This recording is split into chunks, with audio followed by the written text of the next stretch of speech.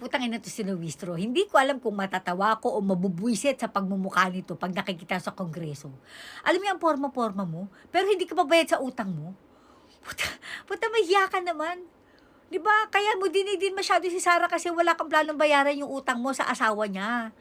Putang ina ka, nagaganda-gandahan ka, mukha ka namang tulyang bilasa. Alam mo yung para kang kiting di nabili, gano'n.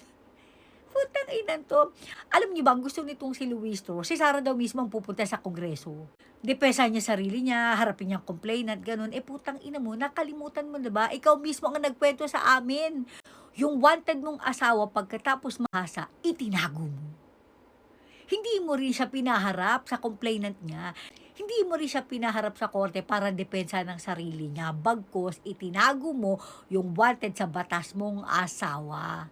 Kaya wag kang umarte-arte na akala mo naman hindi namin alam yung katarantaduhang ginawa mo, tarantada.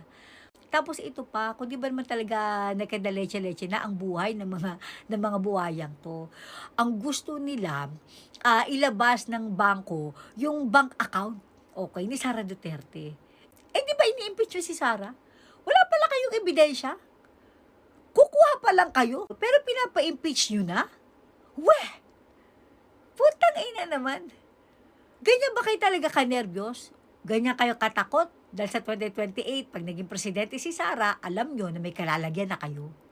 Matatapos lahat ng pagnanakaw na ginagawa niyo.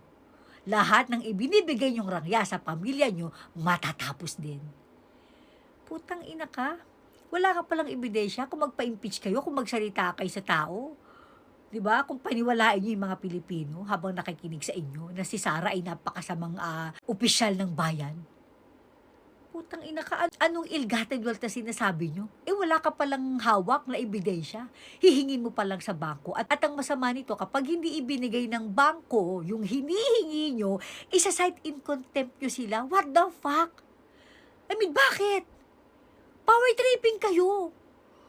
Putang ina, anong karapatan niyo magpa-cite in contempt? Hindi naman kayo talaga ang korte.